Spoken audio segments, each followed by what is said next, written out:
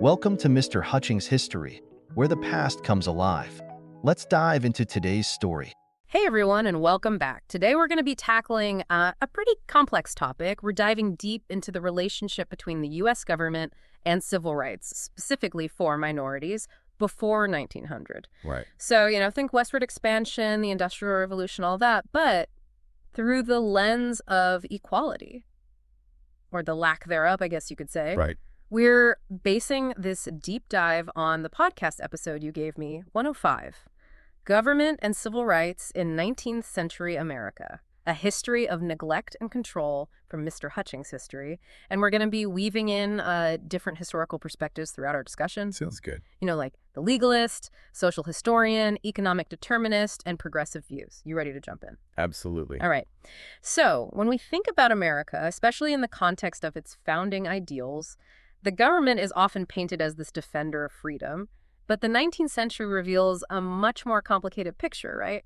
Definitely. The source material, it really highlights how the government at times wasn't just passively allowing injustice, but actively participating in it. Yeah, and that's what we're going to be unpacking today. So let's start with probably the most glaring example, slavery.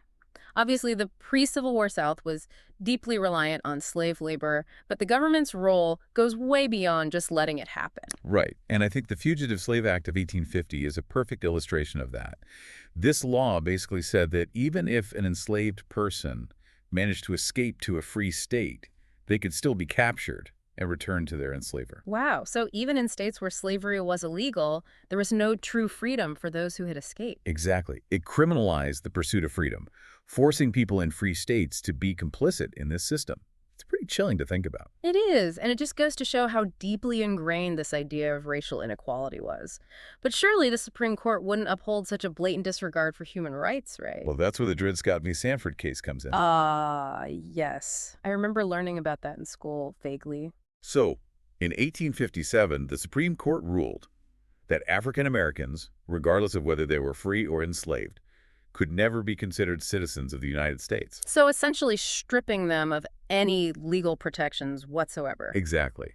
It's like they were saying that an entire group of people, simply because of the color of their skin, were inherently less than human. It's really setting a dangerous precedent. Right, and this really aligns with the legalist view. They argue that racism wasn't just a societal problem, it was literally woven into the fabric of the legal system. Yeah, it's like a playbook for oppression, almost. Then, of course, the Civil War erupts, and the nation is forced to confront this issue head-on. I imagine this drastically shifted the government's stance on slavery, right? I mean, how could you fight a war over freedom while simultaneously upholding a system based on enslavement? Yeah, it's a bit of a paradox, right? Totally. The Civil War definitely forced a change. Strategically and morally, I guess. I mean, you can't have a country fighting over freedom while simultaneously upholding a system based on enslavement. It's just... The Civil War did force a reckoning. It became a strategic necessity to weaken the Confederacy. Lincoln's Emancipation Proclamation in 1863, while limited in scope, was a turning point. It declared slaves in Confederate states to be free. Right. Lincoln's Emancipation Proclamation, I remember learning about that in school. It was a huge turning point, but I also remember it had some limitations. The biggest limitation was that it didn't apply to slaves in states that remained in the Union. It was a war measure, not a sweeping declaration of universal freedom. However, it did set the stage for the 13th, 14th, and 15th Amendments, which abolished slavery, granted citizenship to all persons born or naturalized in the U.S., and guaranteed voting rights, respectively. These were monumental changes on paper. Okay, so on paper it sounds like progress, right? Slavery is abolished, citizenship is granted, voting rights are secured. You'd think that would be the happily ever after part of the story, right? Well, you'd think so, but unfortunately the story doesn't end there. And here's where the progressist perspective comes in.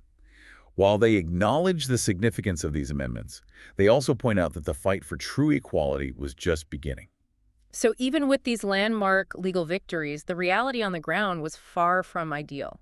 Unfortunately, yes. The period after the Civil War, known as Reconstruction, was a time of both hope and immense struggle. And we'll delve into that next. Reconstruction, it lasted from 1865 to 1877, and, it started with this really like a genuine effort to rebuild the South and to finally, integrate formerly enslaved people into society. Okay. They established the Freedmen's Bureau to provide education and health care and even help reunite families that had been, separated by slavery. Wow. And federal troops were deployed to protect African Americans and their newly acquired rights. It sounds like there was actual support from the government, like a total shift from what we were just talking about. Yeah, and there was this real sense of possibility, like maybe this time it'll be different, right? Like a chance to build a more just and equitable society, from the ashes of this war. But if things were actually moving in the right direction, what happened? Why didn't this period of progress last? Well, that's where the story kind of takes a turn, a heartbreaking turn. Okay. Because as time passed, federal support for Reconstruction, it just dwindled. Oh, wow. Their political will to, protect African-American rights just faded, and it left them vulnerable to, this resurgence of white supremacy in the South. It's like all that progress just vanished. Yeah, and this vacuum of federal power, it allowed Southern states to start enacting what are called Jim Crow laws. And these weren't just discriminatory practices. Right. They were a meticulously constructed system of control designed to relegate African Americans to second-class citizenship. It sounds like a complete betrayal of everything Reconstruction was supposed to stand for. So what did these Jim Crow laws actually look like? How did they impact daily life? Imagine a world where you're constantly being reminded that you're inferior. Separate schools, separate water fountains, restrictions on voting rights. Yes. It was a system that touched every aspect of life. It wasn't just about, separate facilities. It was about limiting access to education, economic opportunities, and political participation. So it was designed to keep African Americans trapped in a cycle of poverty and disenfranchisement. Exactly. It's amazing how quickly things shifted from the hope of Reconstruction to this, systematic oppression of Jim Crow.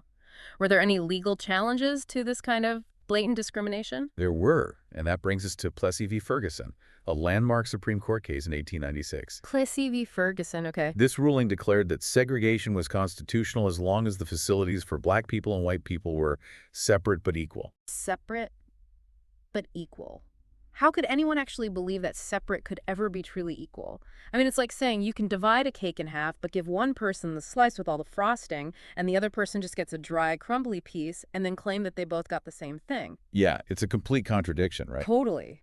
And this ruling really solidified the government's role in creating and maintaining this system of oppression. So it wasn't just inaction at this point. It was active participation in denying basic civil rights. Right. And it's a prime example of how the legalist perspective views this era. The very laws that were supposed to protect citizens were being used to deny an entire group of people their basic human dignity. Just mind-boggling. But in the midst of all this despair, the social historian lens reminds us that, African Americans showed incredible resilience during this time. Okay. Despite facing relentless oppression, they built their own institutions, like churches and schools and businesses. And these places provided not just essential services, but also a sense of community and a platform for resistance. So while the government was failing to uphold their rights, African Americans were creating their own spaces of hope and empowerment. Exactly. That's powerful. But, our deep dive isn't complete without talking about another group that faced really immense challenges in the 19th century, Native Americans. Their story is also one of broken promises and government-sanctioned displacement, right? Sadly, yes. And while all this was happening in the South, a similar story was unfolding in the West. Okay. The government's westward expansion policies really came at the expense of Native American rights and their sovereignty. A prime example is the Indian Removal Act of 1830. Oh, yeah, I've heard of that. Signed by President Andrew Jackson. This act led to the forced relocation of thousands of Native Americans from their ancestral lands. Right, and this is where the Trail of Tears comes in, the forced removal of the Cherokee Nation from their lands. It's a horrific part of American history, a brutal reminder of the human cost of westward expansion. But didn't the government eventually try to make amends through treaties? There were attempts, but they often proved to be hollow promises. Like, take the Treaty of Fort Laramie in 1868, for example. It promised the Lakota people ownership of the Black Hills, a place that was sacred to them. Right. But then gold was discovered in the Black Hills. Oh, no. And the government, driven by economic interests, broke the treaty and seized the land. It's like they never intended to honor the treaty in the first place. And this pattern of broken treaties became the norm in the government's dealings with Native Americans. It wasn't a misunderstanding or a miscommunication. It was a deliberate strategy of deceit and coercion. Wow, so it was a betrayal on a massive scale, fueled by this just insatiable hunger for land and resources. It seems like the government wasn't even trying to hide its disregard for Native American rights at this point. Yeah, you're right. It was just outright exploitation. And these weren't isolated incidents. Right. They were part of a deliberate strategy to dismantle Native American life and culture. And one of the key tools in this strategy was the reservation system, right? Exactly. Tribes were confined to these specific and often undesirable areas of land. It was all about control, about taking away their sovereignty. And then there's the Dawes Act of 1887, which I remember as being a particularly damaging piece of legislation. Didn't that aim to break up tribal lands? Yes, the Dawes Act was a disaster for Native Americans. It was presented as a way to help them assimilate, but it was really just a land grab. It divided tribal lands into individual plots, with the hope that this would force Native Americans to become individual landowners instead of, members of a collective tribe. So it was a way to break apart their communities and sever their connection to their land. Exactly. It was a way to dismantle their traditional way of life and force them to conform to a system that was completely foreign to them. It sounds like a calculated attempt to erase their cultural identity. That's exactly what it was. And the government didn't stop there. They implemented forced assimilation policies, like establishing boarding schools where Native American children were taken from their families and forced to abandon their language, their religion, their customs. It's just heartbreaking to think about the trauma inflicted on generations of Native American children through these policies. It's a dark chapter in American history. And the economic determinist school argues that the government's westward expansion policies and its treatment of Native Americans were driven largely by economic motives. So it wasn't just about prejudice or racism, it was about money. In a way, yes. The desire for land and resources and profit, these were the driving forces behind the government's actions. So Native Americans were simply seen as obstacles to be removed in the pursuit of profit.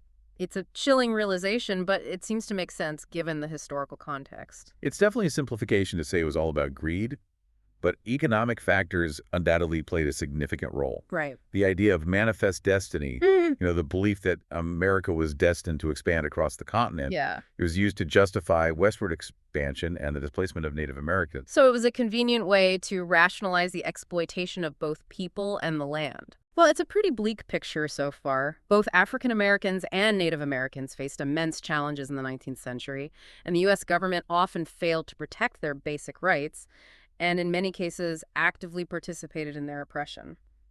But were there any dissenting voices within the government? Were there individuals or groups who tried to push back against these injustices? That's a really important question. And while the overarching narrative is one of systemic oppression, it's important to remember that history is never black and white. Right. There were individuals within the government who championed the rights of minorities, who spoke out against injustice, and who tried to implement policies that were more equitable and humane. So amidst the darkness, there were some flickers of light. Absolutely. Individuals who dared to challenge the status quo. Exactly. Their stories are often overshadowed by the larger narrative of oppression, but they're essential to understanding the complexities of this era. So even within deeply flawed systems, there are always those who strive for a better world. But before we get into those stories, I think it's important to just take a moment to reflect on what we've learned so far. It's been a heavy discussion, and I think it's important to acknowledge the emotional weight of these historical injustices. You're absolutely right. It's easy to get lost in the facts and figures, but we can't forget that these are stories about real people who suffered immensely. Their experiences deserve to be acknowledged and honored. And it's through that acknowledgement that we can learn from the past and work towards a future where these kinds of injustices are never repeated. It's heavy stuff, for sure. But you're absolutely right. We need to remember, the human cost of these policies. These weren't just events in a textbook. These were real lives shattered by injustice. Exactly. And I think, that recognition, that empathy, that's where we can start to, to plant the seeds of change. That's what fuels the fight for a better world. Okay, so we've talked a lot about the failures, the broken promises, the systemic oppression. But as we wrap up this deep dive, I'm curious, were there any glimmers of hope from this era? Did the government ever actually get it right? That's a great question. And, it's easy to get lost in all the, negativity and the oppression. But it's important to acknowledge the moments, even if they were fleeting, where progress was made.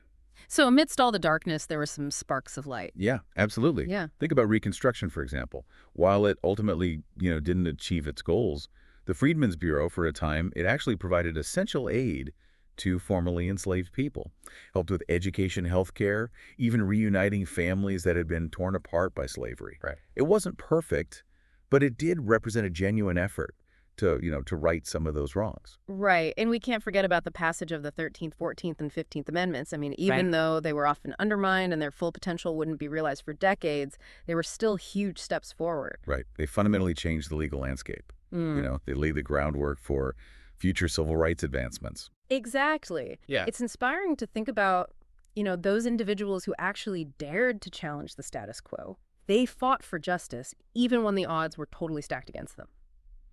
What about on like a broader societal level? Were there any signs of, resistance or pushback against these policies? Oh, absolutely. And this is where the social historian perspective, I think, really comes in. We see the resilience of African Americans. They built their own institutions, churches, schools, businesses. They created these spaces of empowerment and resistance. Wow. And we see the unwavering determination of Native American tribes who fought so hard to preserve their cultures and their traditions, even with this relentless pressure to assimilate. These stories of resistance, of courage in the face of adversity, they're just as important as the stories of oppression. Yeah, they remind us that even in the darkest of times, the human spirit, it endures and the fight for justice continues. These stories, they offer a glimmer of hope, a reminder that change is possible, even if it's incremental and hard-won. So as we wrap up this deep dive, what's the key takeaway you want our listener to walk away with? I think the most important thing to remember is that history, it's not just about, dates and events. It's about understanding the complexities, the contradictions, the ongoing struggle for a more just and equitable world.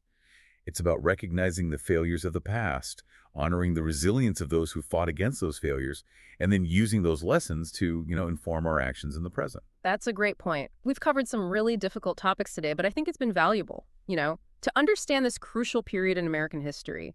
It reminds us that the fight for civil rights is an ongoing journey, one that requires constant vigilance and a willingness to challenge injustice wherever we see it. So listener, we leave you with this. What will you do with this knowledge?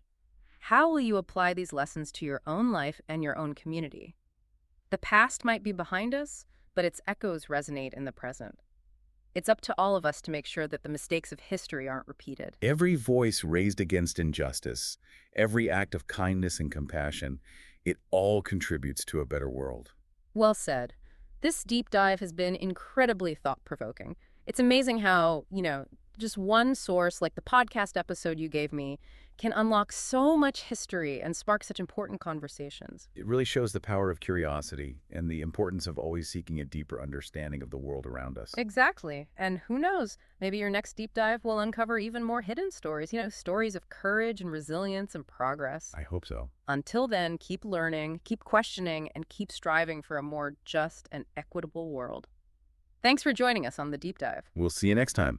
Thanks for listening to Mr. Hutchings History. Keep exploring, and we'll see you next time.